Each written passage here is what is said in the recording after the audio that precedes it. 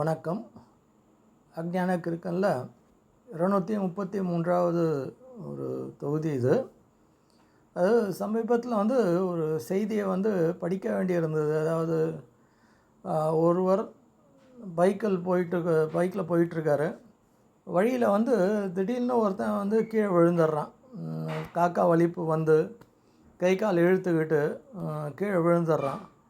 இதை பார்த்தோன்னே இந்த பைக்கில் போனவர் என்ன பண்ணுறாருன்னா, பைக்கை நிறுத்தி தன் கையில் இருக்கிற அந்த சாவி அது இது எல்லாத்தையும் எடுத்து கொடுத்து கொஞ்சம் கொஞ்சமாக அந்த வலிப்பை நிறுத்துகிறார். வலிப்பை நிறுத்தின உடனேயே அவன் சட்டுன்னு எழுந்துக்கிட்டு என்ன பண்ணுறான்னா, இவரை தாக்கி அவர் கையில் இருக்கிற செல்ஃபோன், அந்த கிரெடிட் கார்டு, டெபிட் கார்டு, பணம், பைக் முதற்கொண்டு எல்லாத்தையும் திருடிக்கிட்டு ஓடிடுறான்.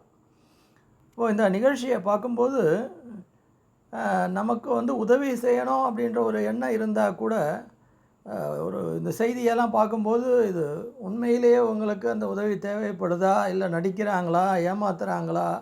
ஏன்னா நிறைய பார்க்கும் பொழுது சில பேர் ரோட்டில் மயங்கி விழுந்து கிடப்பாங்க, பட்னியால் விழுந்து கிடக்கிறாங்களா, இல்லை அவங்க குடியால் விழுந்து கிடக்கிறாங்களா அப்படின்றது எதுவுமே சொல்ல முடியல. சரி, பட்னியால் விழுந்து கிடக்கிறாங்க அப்படின்னு நம்ம நினச்சி போய் ஹெல்ப் பண்ணால் அவங்க ஏமாற்றுக்காரர்களாக இருக்கலாம், இல்லை அவங்களுக்கு எதான ஒன்று நடந்து அதனால் நம்ம சாட்சிக்கு சொல்லணும், கோர்ட்டு, போலீஸு, கேஸு இப்படி வந்துடுமோன்ற பயம்.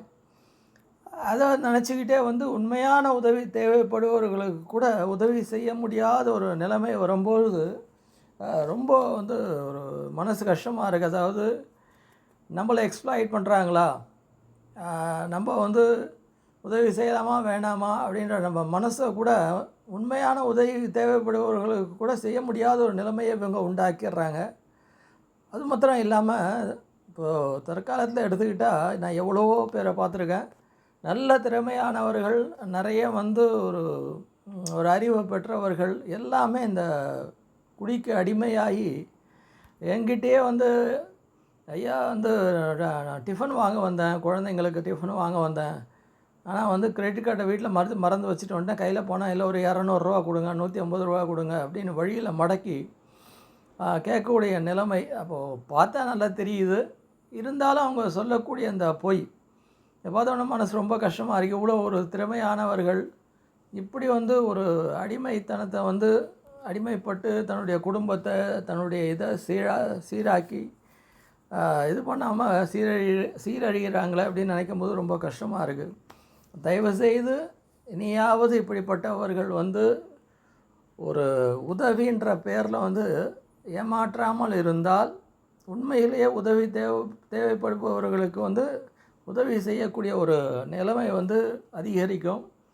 மனசில் ஒரு எண்ணம் வரும், உதவி செய்யணுன்ற எண்ணம் வரும். இப்போது உண்மையானவர்கள் நமக்கே தானே உதவி தேவைப்பட்டால் கூட நம்ம யார்கிட்டே என்ன போய் கேட்கும்போது வேணும்ன்ட்டு கேட்குறானா, இல்லை உண்மையிலே தேவை இருக்கா, இல்லை ஏமாத்துறதுக்கு கேட்குறான் அப்படின்ற ஒரு நிலைமை ஏற்பட்டு போகுது.